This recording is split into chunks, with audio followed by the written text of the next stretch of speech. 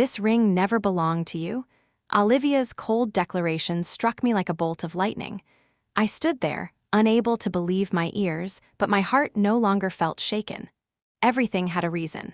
My mother had just passed away, and now the family heirloom, the most cherished item in our family, had mysteriously disappeared. Olivia showed no hesitation in claiming it as hers, but a part of me knew that wasn't the truth. A surge of anger swelled inside me, but I refused to let my emotions take control. This was just the beginning of something far bigger. Everything was slowly coming to light, and I knew I had to act. I was already prepared for my plan, calm, composed, and without haste. There had to be an explanation, and I would be the one to bring the truth to light. I stared at the letter in my hands, my fingers trembling ever so slightly. The ink on the paper seemed to blur, though I knew it was my mind racing rather than the words themselves. The letter was from my late mother's lawyer, detailing the contents of her will, but there was one part that made my heart sink: the promise she had made to me, the promise she had broken. For as long as I could remember, my mother had always said that the family estate would one day be mine. I had grown up believing that the house, the land, the heirlooms, everything, would one day be passed down to me as a symbol of our family's legacy. It wasn't just property, it was the very essence of who we were. But the lawyer's letter said otherwise. I had been left with nothing. I ran my hand through my hair, trying to keep calm. My mind raced through every conversation, every memory of my mother. How could she have done this? She had always promised me, since I was a little girl, that I would inherit it all. But now, everything had changed. The family fortune, the house, the land, everything was to go to her second husband, Daniel, and his children. I didn't even know them. How could she betray me like this? I took a deep breath and tried to focus. There had to be more to this. My mother, a woman of integrity and fierce love for her family, would never have left me in the cold without a reason. This couldn't be the end of the story. My mother's death had left a hole in my heart, but it was this betrayal, this sudden and unexplainable shift in her will, that felt like a dagger twisting deeper and deeper. I stood up from the chair, the letter still clenched in my hand, and walked over to the large, ornate mirror in the hallway. The reflection staring back at me was a mixture of confusion, hurt, and something else: determination. I had been taught to be strong, to stand tall in the face of adversity. My mother had always said that when life pushes you down, you fight back. This was my fight. I had to find out the truth. What had happened? Why was the will changed? Why was I being robbed of what was rightfully mine? I needed to speak with Daniel. He was the key to all of this. If I could get him to tell me what had really happened, perhaps I could undo the damage. But he wasn't just going to give up answers easily. I knew he had his own secrets, and something told me that he wasn't going to hand over everything without a fight. I grabbed my coat from the hallway hook and slipped into my shoes. I wasn't going to sit idly by. I was going to confront Daniel, find out what was going on, and take back what was mine. The promise my mother had made to me, the promise that had been broken, wasn't just a matter of money. It was a matter of respect. It was about preserving our family's legacy, something my mother had held dear her entire life. I would make sure that promise was kept, no matter the cost. As I approached Daniel's house, my pulse quickened. I had always avoided him. He had come into our lives after my father's death, and my mother had married him after only a few months of knowing him. He was charming, manipulative, and calculating, but I had never trusted him. I rang the doorbell, the chime echoing in the empty space around me. It felt strange, standing there. This wasn't my house anymore. This was his house now, and I had to get what I had lost back. When Daniel answered the door, his smile seemed forced, though he tried to mask it. "Catherine," he said, his tone as smooth as ever, but there was something behind his eyes, something guarded. He had to know I was coming. I wasn't exactly the type to show up unannounced. "I need to talk to you," I said, not bothering with pleasantries. "Of course," he said, stepping aside. "Come in." I followed him into the living room, my mind spinning with all the things I needed to say, all the questions I had, and all the anger I was trying to suppress. Once we were seated, I didn't waste any time. "Why? Why did my mother leave everything to you?" I asked, my voice steady despite the storm swirling inside me. Daniel looked at me, his gaze cool and collected. "Your mother and I had a partnership," he said, his words smooth, rehearsed. "You should have known that. It wasn't just about the money or the house. It was about what she wanted for her future." I narrowed my eyes. And what about me? What about everything she promised me? You have no right to take what belongs to me. He leaned back in his chair, his expression unreadable. Your mother made her decision, Catherine. You can't change that. Something in me snapped. I wasn't going to let him get away with this. Not again. You're lying, I said, my voice suddenly rising. You've manipulated her, haven't you? You didn't just get her to change the will, you did something else. Tell me the truth, Daniel. For a brief moment, I saw a flicker of unease in his eyes. It was almost imperceptible, but I knew I had hit a nerve. What are you accusing me of? He asked, his voice tinged with frustration. I'm accusing you of everything, I said, my fists clenched in my lap. You took everything from me, and now you're trying to justify it. But I'm not going to let you get away with it. I'm going to find out everything, Daniel, and I will make sure the truth comes to light. He remained silent for a moment, his eyes hardening. You don't know what you're up against, Catherine. You're playing a dangerous game. I'm not afraid of you, I said firmly, standing up. But you should be afraid of what I'm going to find. I turned and walked out of the room, feeling a rush of adrenaline. The battle had begun, and I wasn't going to stop until I uncovered every last piece of the puzzle. The door slammed behind me with a deafening thud as I stepped out of Daniel's house. My heart was pounding, my mind racing. I had confronted him, and though he hadn't given me anything concrete, I knew I had planted a seed of doubt in his mind. But now I needed more. I needed evidence. A confrontation wasn't enough. I had to dig deeper into the lies that had entangled my family. I took a deep breath and walked to my car, each step feeling heavier than the last. This wasn't just about the estate anymore. This was personal. The lies, the betrayal, the broken promises, I couldn't let them stand. As I drove back home, my thoughts kept circling around the same question. What had my mother truly known about Daniel? Their marriage had been quick, too quick, and something about it had never sat right with me.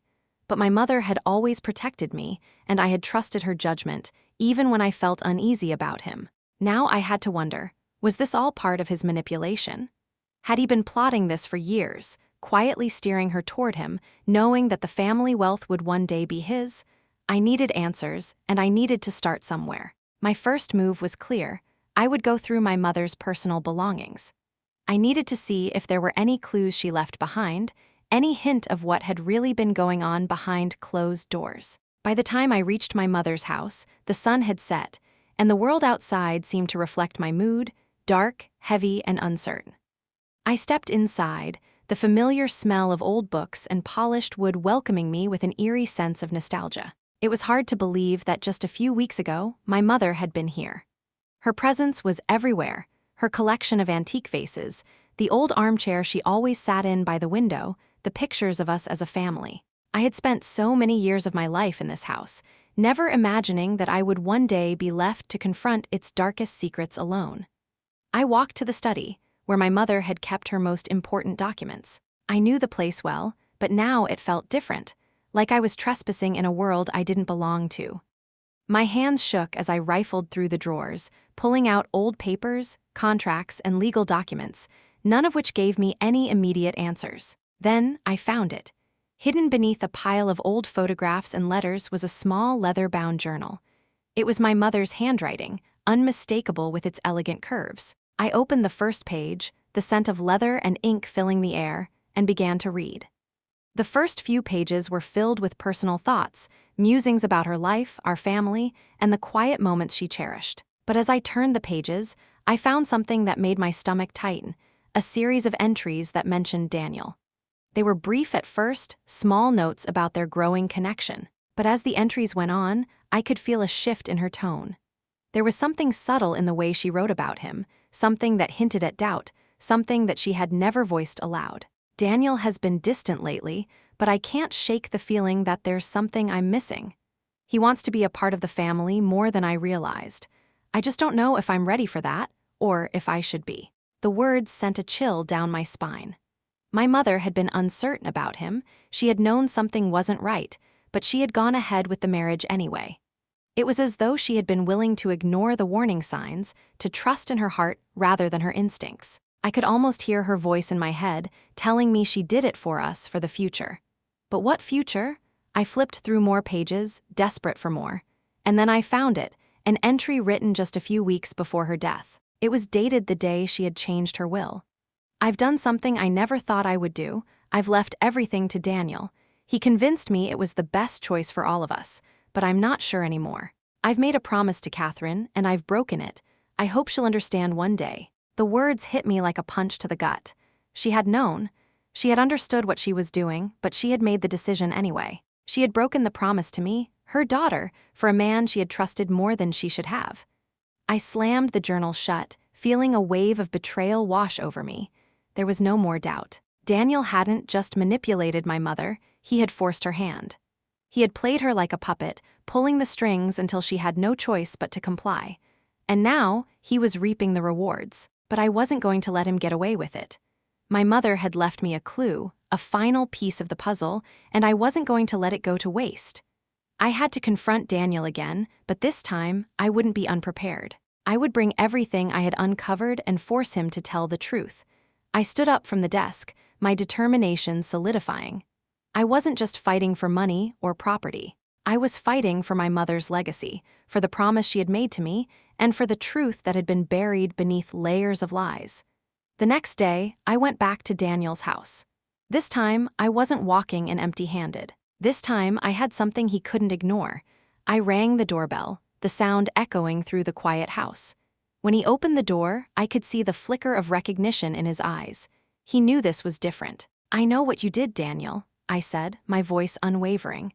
"And I'm not going to let you get away with it." He didn't respond immediately, but I could see the tension in his jaw. He knew this wasn't a confrontation he could easily talk his way out of. "You're going to answer my questions," I continued, stepping closer. "And I'm going to make sure the truth comes to light, whether you like it or not." I could see the fear in his eyes now. He was cornered, and he knew it, but I wasn't going to stop. Not until I had uncovered every last secret. And I was going to make sure Daniel paid for what he had done. Daniel didn't say a word as I stood there in his living room, the tension hanging thick in the air like smoke. For a moment, he simply studied me, his cold eyes betraying none of his thoughts. But I could see the shift in his demeanor, the slight tightening of his jaw, the way his posture stiffened. The man who had once seemed so charming, so in control, was now visibly rattled.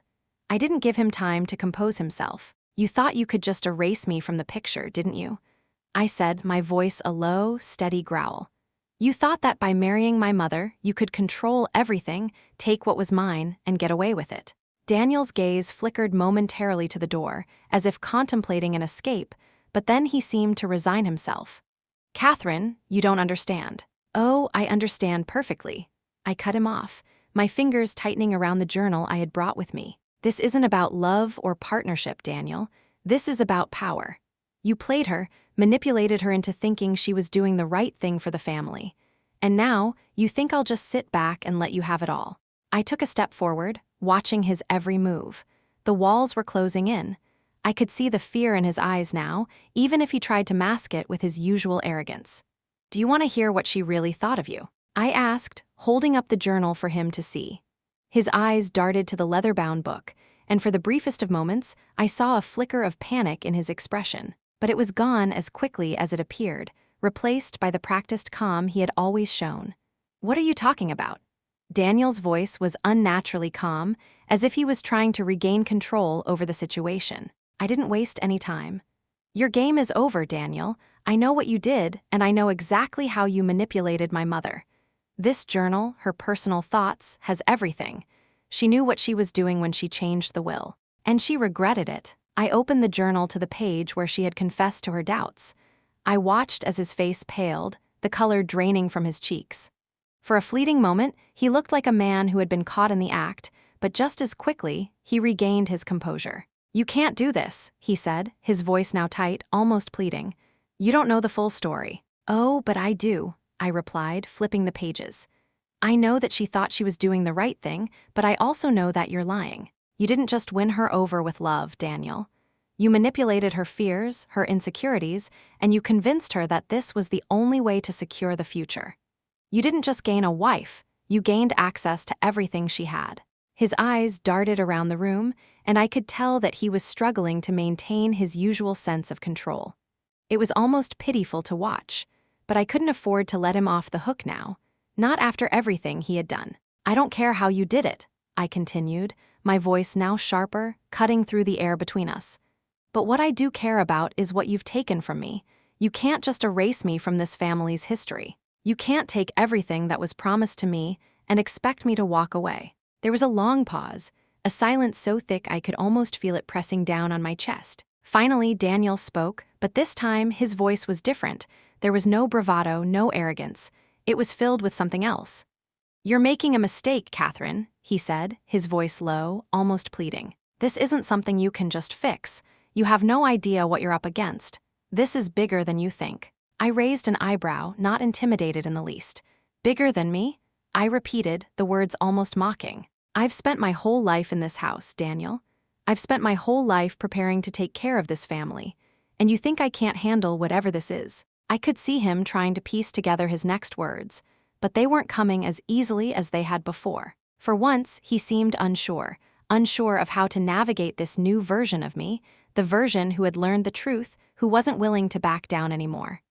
I took another step forward, closing the distance between us. "Whatever you think you're protecting, Daniel, whatever you've convinced yourself is yours.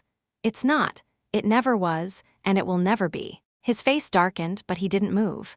He was cornered, and we both knew it. This wasn't just about a house or a fortune anymore. It was about power, control, and a betrayal so deep that neither of us could ever look at the family the same way again. "I'm not afraid of you," I said quietly, my voice steady as steel. "You should be afraid of what I'm going to do next." Daniel's silence spoke volumes. He was calculating, trying to figure out how to deflect, how to shift the power back into his hands. But I wasn't going to let him, not this time. "You have two choices, Daniel," I said, stepping back and giving him a cold, piercing look. "You can tell me everything, give me the truth, all of it. Or I will expose every lie, every manipulation, and I will make sure you lose everything you thought you had. The choice is yours." For a moment, we stood there, locked in a battle of wills. I knew this wasn't over. I knew Daniel would fight back. But in that moment, I also knew that I had the upper hand, and I wasn't going to let it slip away. As I walked out of Daniel's house, my heart was pounding, my mind racing. I had confronted him, exposed his lies, and put him on the defensive, but I knew this was just the beginning. The walls were closing in on him, and I could feel the heat of the battle ahead. He was going to fight back, I was sure of it, but I wasn't afraid. I had the truth on my side, and that was the one thing he couldn't manipulate. It was time to finish what I had started. The truth was coming, whether Daniel liked it or not, and I was going to make sure it came out no matter what. The next few days passed in a blur of sleepless nights and unanswered calls. Daniel didn't respond to my last confrontation, and as much as I hated the uncertainty, I knew better than to expect him to give up without a fight. The more I thought about the journal, the more it felt like my only lifeline. It wasn't just a collection of notes from my mother, it was a map, a roadmap to everything I needed to expose Daniel. But I couldn't rely on the journal alone. I needed more. I needed solid evidence, something that would prove, beyond a shadow of a doubt, that Daniel had been manipulating my mother and that he wasn't the man he appeared to be. The pieces of the puzzle were all scattered, and I was the only one who could fit them together. I spent the next few days sifting through my mother's old files, her personal letters, and even speaking with a few trusted friends who had known her well. Most of them spoke highly of her, of course, but there were whispers, tiny fragments of conversations that seemed insignificant at the time. Now, however, they held more weight than I realized. One particular conversation stood out. A woman named Laura, my mother's old friend, had told me a long time ago about a late-night conversation she overheard between my mother and Daniel. The way she described it seemed innocent enough at first. Just the usual chatter between couples, Laura had said. But then she mentioned something odd, a mention of a deal that Daniel had proposed to my mother. A deal that involved the family estate, the land, and something about a future together that my mother hadn't fully understood. I immediately contacted Laura, knowing that any clue, no matter how small, could be the missing piece of the puzzle. She agreed to meet me at a cafe, and I arrived early, the urgency of the situation gnawing at my insides. I couldn't afford to waste any time. Daniel had to be stopped, and the truth needed to come out. When Laura arrived, she was just as I remembered, sharp, with an air of calm composure. But there was something different in her eyes now, something that suggested she had been carrying the weight of this conversation for much longer than she let on. "You wanted to talk about the night you overheard?" I asked, trying to keep my voice steady, though my mind was racing. She nodded, her face drawn in deep thought.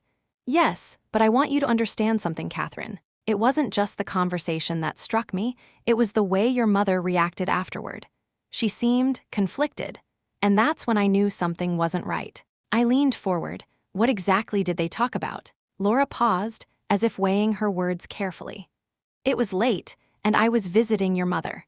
We were chatting in the living room when she mentioned that Daniel had proposed an idea to her, something about securing the family's future. She didn't go into detail, but it sounded like he was trying to convince her to transfer ownership of the property and assets to him in exchange for, well, it wasn't clear.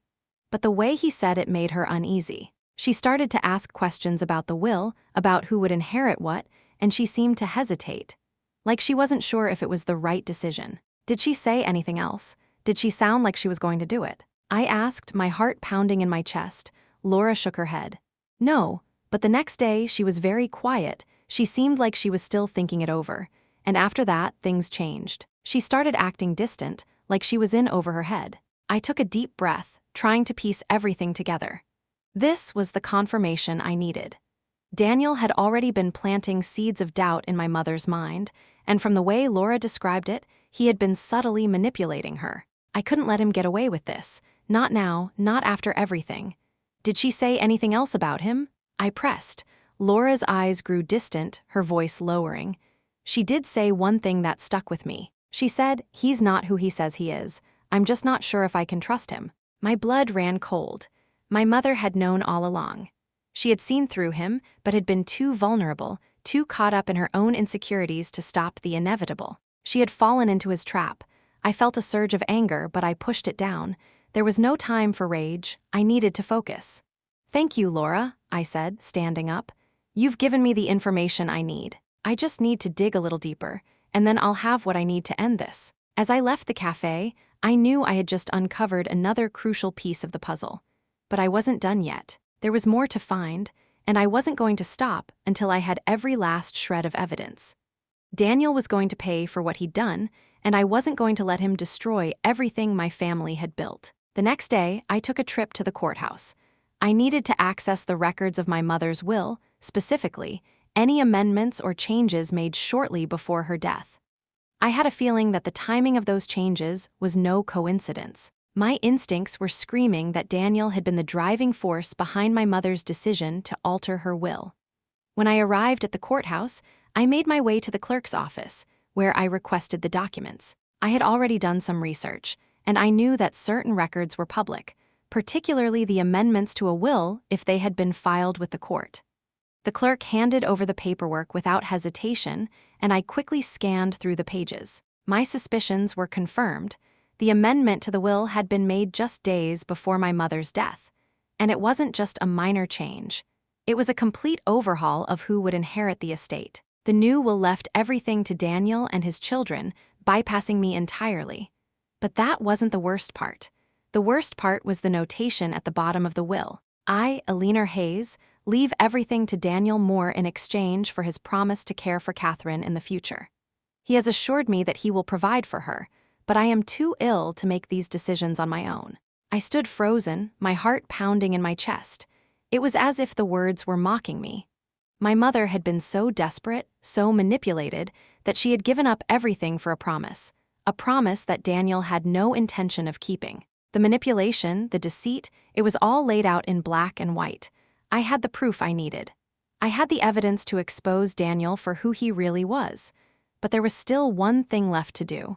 I had to confront him again. This time, it wasn't just about the money. It was about my mother's legacy, and I wasn't going to let him destroy it. With the legal documents clutched tightly in my hand, I could feel the weight of the truth settling on my shoulders. I had all the evidence I needed to bring Daniel to his knees, to strip away the veil of charm and manipulation that he had used to control my mother, and now me. But as I stood outside his house, the final confrontation felt more real than ever before. I wasn't just confronting him for the estate anymore. It wasn't just about the money, the land, or the legacy. It was about justice. about the betrayal that had poisoned my family for far too long. I rang the doorbell with a sense of purpose that I hadn't felt in years. My hand didn't tremble anymore, not like the first time I had come to confront him. There was no fear in me now, only resolve. I was done being the victim. I was done being manipulated. This was my moment to reclaim what was mine and to ensure my mother's name would not be tarnished by the man who had used her. The door swung open, and there he was again. His smirk was gone, replaced with something darker, more guarded. He knew what was coming. "Catherine," Daniel said, his voice low, almost a growl. "I thought we had already been through this." "Step aside," I said firmly, pushing past him without waiting for his response. "I'm not here to play games anymore, Daniel.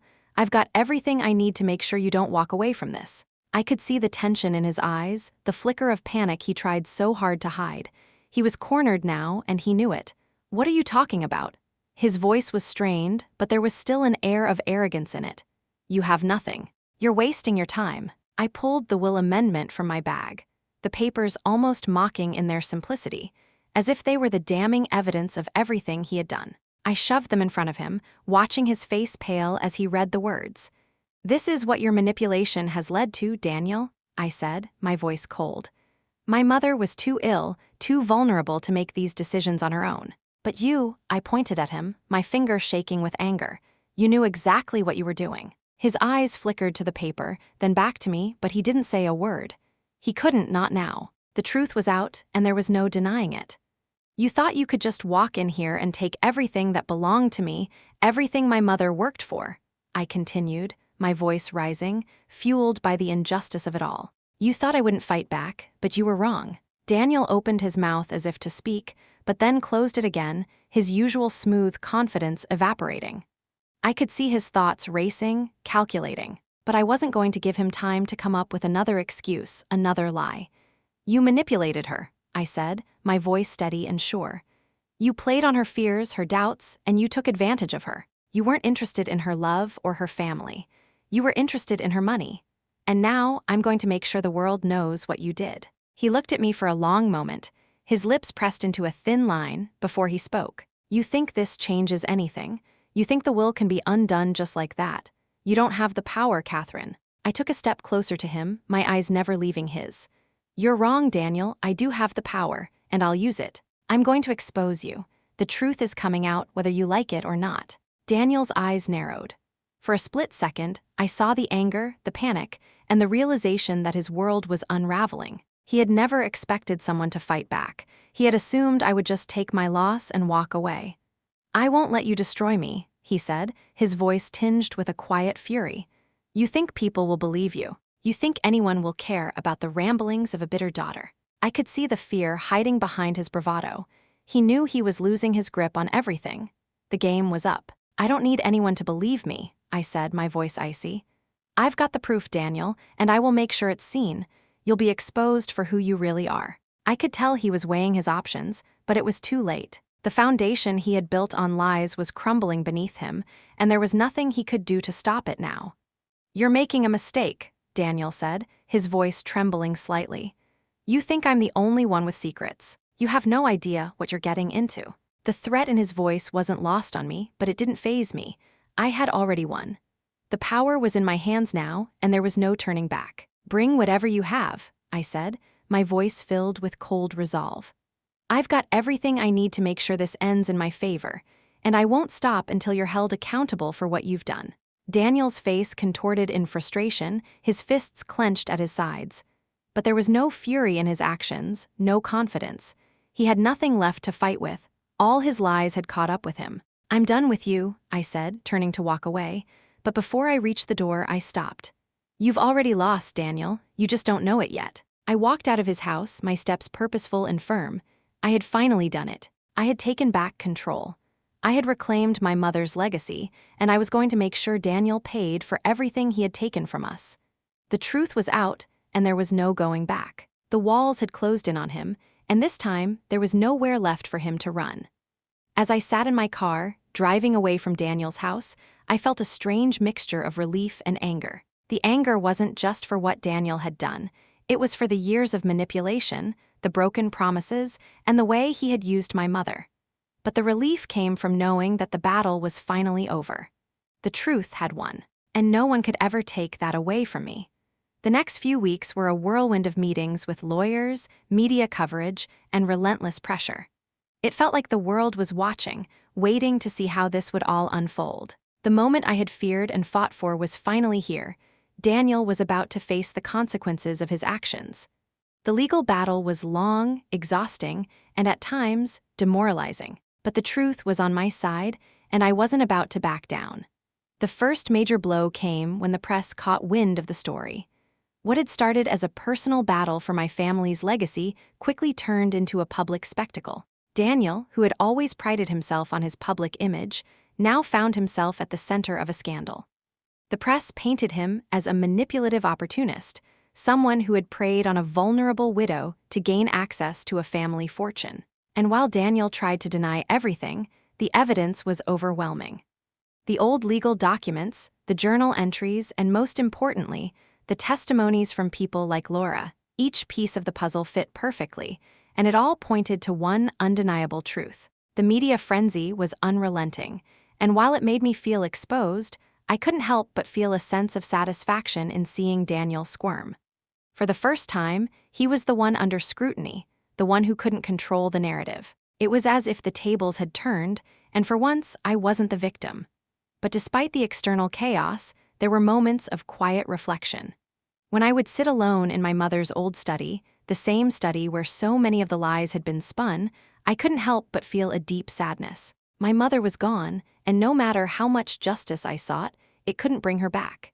She had been caught in the web of lies, manipulated and deceived by a man who never cared about her. I had fought not just for the estate, but for her memory, for the promise she had made to me, and for the future she had dreamed of.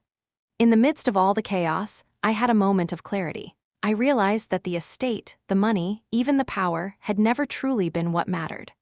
What mattered most was my mother's legacy, the values she had instilled in me, the love she had given, and the lessons she had taught me about standing up for what's right, no matter the cost. The legal battle took a toll on Daniel.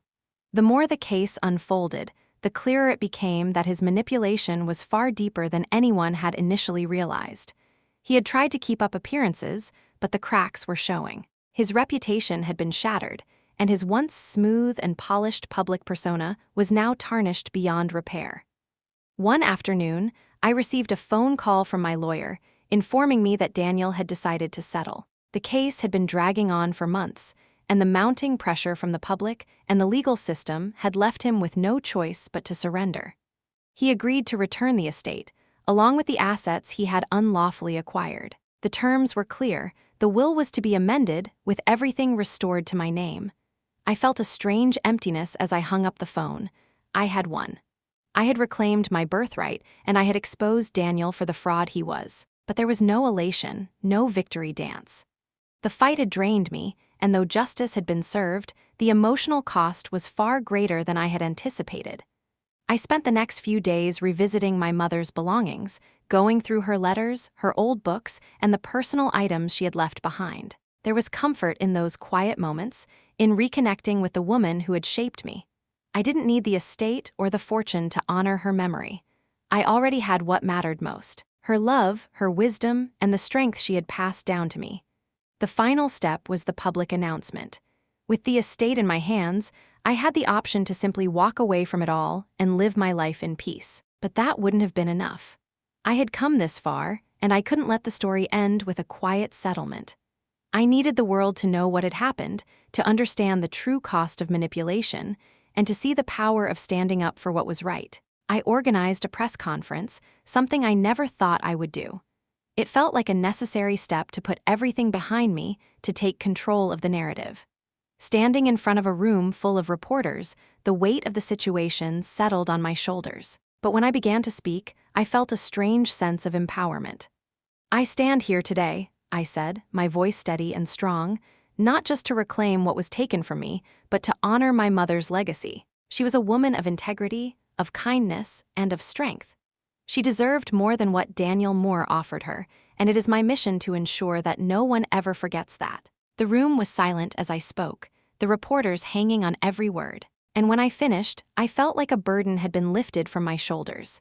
For the first time in months, I felt at peace. The battle was over. The truth had won, and my mother's name would be remembered, not for the betrayal, but for the love and strength she had shown in the face of it all. In the weeks that followed, I took some time away from the media spotlight. I didn't want to be consumed by the chaos any longer.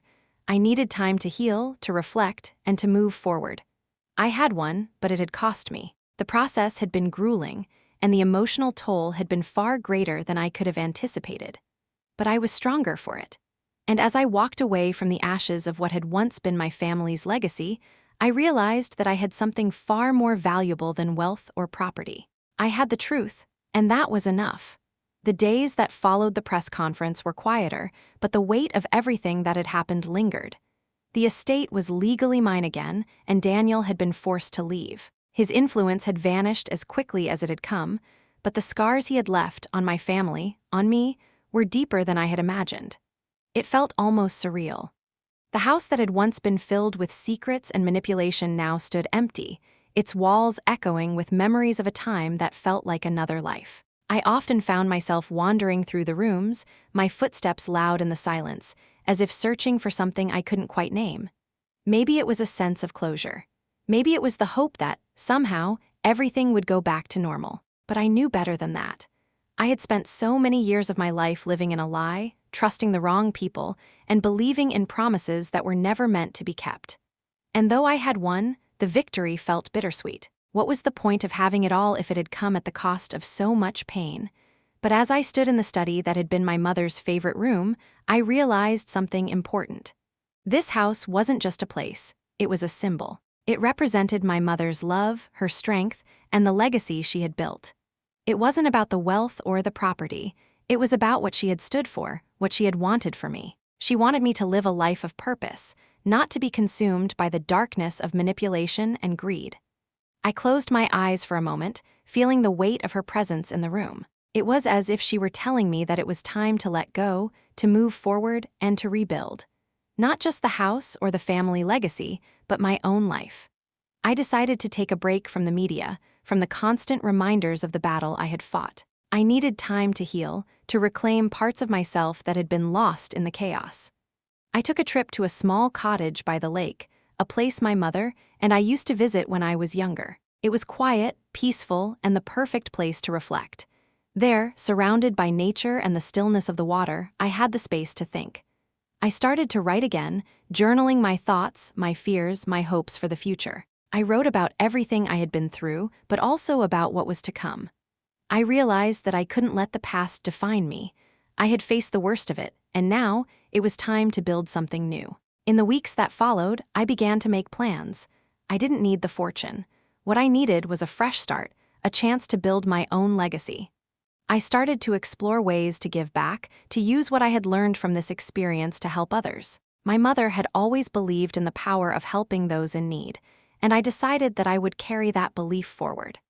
I established a foundation in my mother's name, focusing on supporting women who had been victims of abuse, manipulation, and deceit. I wanted to create a place where women could find strength, just as I had, and where they could rebuild their lives with the resources and support they needed. It was a small step, but it felt like the beginning of something meaningful. As time passed, I found myself reconnecting with old friends and building new relationships. I had been so isolated during the battle with Daniel, so consumed by the need to fight, that I had forgotten what it felt like to have a community of people who supported me. Slowly, I started to find balance again, surrounded by people who truly cared for me, who saw me for who I was, not as a pawn in a game. One evening, as I sat on the porch of the cottage with a glass of wine in hand, I allowed myself a moment of peace. The sun had just set, and the sky was painted in shades of orange and pink. For the first time in what felt like forever, I could finally breathe. I had fought for justice. I had fought for my family's legacy, and I had won. But now I was fighting for something else, my own happiness, my own future. The road ahead was still uncertain, but I knew I was ready for whatever came next. I had learned the hard way that life wasn't about avoiding the struggles, but about learning how to rise above them. In the months that followed, I slowly started to rebuild my life. The foundation grew, attracting supporters and partners who shared my vision. The media buzz surrounding the case died down, but the lessons I had learned stayed with me. I was no longer the person I had been when Daniel first came into my life. I was stronger, more resilient, and more determined to live a life of purpose.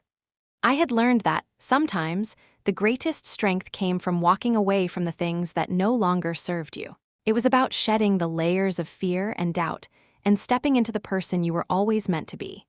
And for the first time, I felt like I was finally on the path to discovering who that person truly was. The estate was no longer a place of torment, but a symbol of my victory.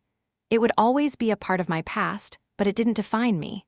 What defined me now was the work I was doing, the people I was helping, and the future I was building for myself. As I sat by the lake that evening, I smiled.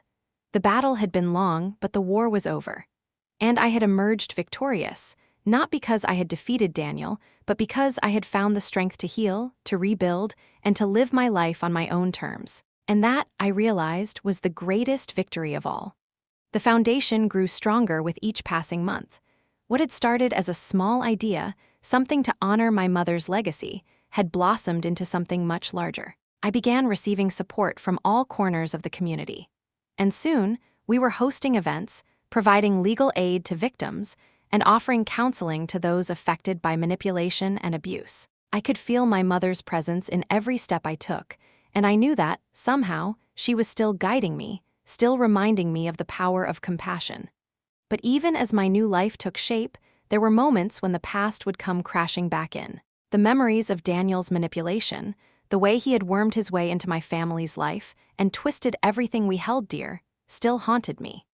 Sometimes, late at night, I would find myself replaying conversations we had, wondering if there had been any way I could have seen through him earlier, wondering if I had missed the signs. But as time passed, I learned to make peace with those thoughts. I had done everything I could to expose him, to reclaim what was rightfully mine. The past no longer had the power to dictate my future. I had a new purpose now, one that had nothing to do with wealth or legacy, but everything to do with helping others. One day, as I sat in the office, going through some foundation paperwork, a knock on the door broke my concentration. I looked up to see a familiar face, a woman I had never met before, but whose eyes seemed to hold a familiar kind of sadness. "Catherine Hayes?" she asked, her voice tentative. I nodded, setting the papers down and standing up. "Yes, how can I help you?" She hesitated before stepping inside. "My name is Sarah. I need your help." There was something in her voice, a vulnerability that struck me immediately. She looked like she had been through more than her fair share of pain. And something in the way she held herself told me she had a story I might understand all too well. "Please take a seat," I said, motioning to the chair across from me. "What brings you here today?" She sat down slowly, her eyes never quite meeting mine. "I've been following your work, the foundation. I've heard about what you've been doing for women like me. I think I need help, but I don't know where to start." My heart tightened as I watched her struggle to find the words. She looked like someone who had spent far too long hiding, too long in silence as I once had. "What happened, Sarah?" I asked gently, not pushing, but offering a safe space for her to speak. She looked up, her eyes glassy with tears that she was trying to hold back. "I was married to a man who controlled everything.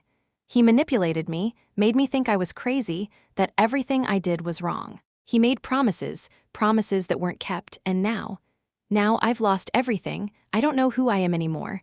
I don't know how to start over." Her words hit me like a tidal wave. It was like hearing the echo of my own past, the same feelings of helplessness and confusion that had once drowned me. I understood her more than she could ever know. "Sarah," I said, my voice firm with the understanding that had been hard-earned, "you are not alone. And you are not crazy. What you're feeling is real. What you've experienced is real. And it doesn't have to define you." She stared at me, hope flickering in her eyes. "But how do I move forward? How do I rebuild?" I smiled softly, my heart swelling with the power of what I had built, of what we could do together. "One step at a time. This foundation isn't just about providing resources, it's about providing strength. I went through something similar. I know what it's like to feel like you've lost everything, to feel like you'll never be whole again. But I can tell you this, you are stronger than you think. And I will help you take those first steps." Over the next few months, I watched Sarah begin to rebuild. She came to our support meetings, slowly gained confidence, and even started volunteering at the foundation. She wasn't the same woman who had walked into my office with uncertainty and fear. She was beginning to see the power within herself, and it was a beautiful thing to witness. In those quiet moments, I realized that the real reason I had fought so hard wasn't just to reclaim my family's legacy, but to ensure that women like Sarah, like my mother, could have a chance at a life free from manipulation and fear. I had spent so long trying to heal my own wounds, but helping others heal theirs gave me a deeper sense of fulfillment than I could have ever imagined. It was late one evening when I received a phone call from my lawyer. The call I had been waiting for, Daniel's final settlement. After months of legal wrangling, he had agreed to pay restitution for his actions. It wasn't much compared to the damage he had caused, but it was a small victory. More than that, it was the final nail in his coffin. The world had seen the man for who he truly was, and no amount of money could erase that. For me, the most important thing was that his control had ended. The foundation would continue to grow, and my mother's legacy would live on in the work we were doing. I had the freedom to move forward, and that was more valuable than any sum of money. As I stood by the window that night, looking out at the city that had watched my journey unfold, I realized how far I had come. I had faced betrayal, heartbreak, and loss, but I had come out the other side stronger, with a clearer purpose. It had taken time, but I had found my peace. And as I thought about all the lives we had touched, all the women who were finding their voices, their strength, and their freedom, I knew that my journey was just beginning. The battle had been fierce, but I had won. And now I was ready for the next chapter. It was hard to believe how far I had come. The journey from the woman who once felt trapped by betrayal and loss to the woman standing in front of the mirror now, strong, confident, and purposeful, felt almost surreal. The scars of the past still lingered, but they had become reminders of my resilience, of the fire that burned inside me, pushing me forward every time life tried to knock me down. As the foundation continued to grow, I found myself more connected to the women we helped. Their stories, their strength, their courage, it was a reflection of my own journey, a journey I never thought would lead me here, to this moment of clarity and purpose. I spent my days working tirelessly on the foundation's initiatives, organizing workshops, offering legal support, and creating a network of women who could stand together in the face of adversity. But outside of the work, I also made space for my own healing. I had learned to let go of the need for closure from people who didn't deserve my energy. Daniel's defeat, while satisfying, no longer consumed my thoughts. What mattered now was building a future, not dwelling on the past. It was during one of the foundation's retreats, an event where we gathered a group of women to share their stories, that I met someone who would play a pivotal role in my life. Her name was Emma, and she was a volunteer therapist who had been offering counseling services to the women we worked with. I had met her once before at one of our smaller workshops, but this time was different. Her kindness, her passion for helping others, and her own story of overcoming abuse resonated deeply with me. We talked for hours that night, long after the other guests had gone to bed. She spoke about her own journey, how she had once been in a toxic relationship, how she had fought to reclaim her life, and how she had found healing through helping others. As we exchanged our stories, I felt a bond growing between us, a connection I had never expected. "I can see the strength in you," Emma said quietly as we sat outside, the warmth of the fire pit casting a soft glow on her face. "But I also see that you still carry so much with you. I know what it's like to want to save everyone, to fight for everyone's healing, but forget to take care of yourself in the process." Her words hit me like a wave. I had spent so much time pouring myself into the foundation, into others, that I had neglected my own healing for so long. For the first time, I allowed myself to acknowledge it. I was still carrying pain. I was still carrying the weight of everything that had happened, and it was time to put myself first. The next few months were transformative. With Emma's guidance, I started to explore my own journey of healing in a way I had never done before. We worked together to process the emotions I had buried deep inside. I began to understand that the past didn't have to define me. It was part of my story, but not the whole of it. I learned to forgive, not just Daniel, but myself. For the times I had doubted my worth, for the times I had allowed myself to be manipulated, for the guilt I had carried for fighting back. I forgave myself for not being perfect, for making mistakes, and for not knowing better sooner. Forgiveness wasn't easy, but it was freeing. And as I healed, I felt the pieces of my life finally falling into place. The foundation was flourishing, gaining recognition for its work and reaching more women than I could have imagined. But even more than that, I had found a sense of inner peace I hadn't known I was missing. I wasn't just fighting for justice anymore. I was living for it. I was living for the truth, for the women I had vowed to help, and for myself. One evening, as I stood in front of a group of women at a fundraiser for the foundation, something in me clicked. I had been sharing my story, telling them about how far we had come and how much we still had left to do. But this time, as I spoke, I realized I wasn't just standing in front of them as someone who had survived. I was standing there as someone who had rebuilt. I wasn't just a victim. I was a survivor, a warrior, and a woman who had found her purpose. The room was silent as I finished, but the energy in the air was palpable. I could see the hope in their eyes, the realization that they, too, could rebuild just as I had. We were all warriors, standing together, ready to fight for the futures we deserved. After the event, Emma joined me backstage, a proud smile on her face. "You did it," she said, her voice full of warmth. "You've turned your pain into something powerful, something that will help so many women. And you've found your peace. I can see it in your eyes." I looked at her, grateful for the journey we had taken together. "I couldn't have done it without you, Emma. You've helped me find my way when I didn't know where to go." We hugged, and for the first time in a long time, I felt completely whole. The past was no longer a weight I carried. I had transformed it into something that could help others. I had found my strength, my purpose, and a love for myself that I had never thought possible. As the years went on, the foundation continued to thrive, touching lives and changing futures. The women we helped were finding their own voices, their own strength, and their own sense of freedom. And as I watched them rebuild, I couldn't help but smile. Because this was the true legacy of everything I had fought for. And as I stood in front of my mother's house, now a place of peace, no longer haunted by betrayal, I knew I had finally done it. I had rebuilt.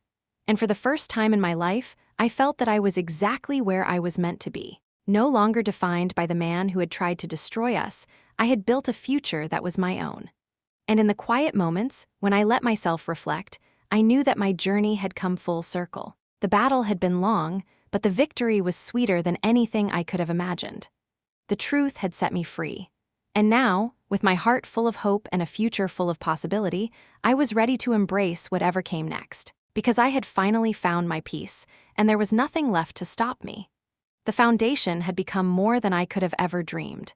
It had grown into a community of women who were empowered, healed, and resilient. What started as a way to honor my mother's legacy had turned into a force that was shaping the future for countless women. Every day, we reached more lives, and every woman who walked through our doors found a place to heal, to grow, and to reclaim the power that had been taken from them. But as the foundation continued to flourish, I felt something else growing inside me, a sense of completeness. I had spent so many years focusing on what was lost, on the betrayal, on the hurt. I had fought tirelessly to rebuild not just the estate, but my life. But now, I realized that I didn't need to hold on to that pain any longer. I had built something beautiful from the ashes, and it was time to truly let go. It was in the quiet moments, when I was alone in my office, that I would reflect on everything that had brought me to this point. The trials, the heartache, the fierce determination. I had fought for my future, for my mother's legacy, and for the women who had been victims of manipulation. But now, it was time to live without looking back. One morning, I stood in front of my mother's house once more. The sun was rising, casting a golden light over the place that had once been filled with so much pain and deceit. Now, it felt like home. The house had been restored, not just in the physical sense, but in the emotional sense. It was no longer a symbol of betrayal. It was a symbol of survival, of strength, and of the power to rebuild. I smiled to myself as I walked through the front door, the familiar creak of the floorboards beneath my feet grounding me. It was a place of new beginnings, a space where I could finally make peace with the past and create the future I had always envisioned. The media attention had died down, and Daniel had long since faded into the background. He had tried to re-enter the public eye, but the truth of who he was had already been exposed. The scandal had destroyed him, not because of the money or the estate, but because of his lies. He had tried to manipulate, to control, and to destroy, but in the end, it was his own actions that had sealed his fate. He was a mere footnote in the story of my life now, a footnote that no longer held any power over me.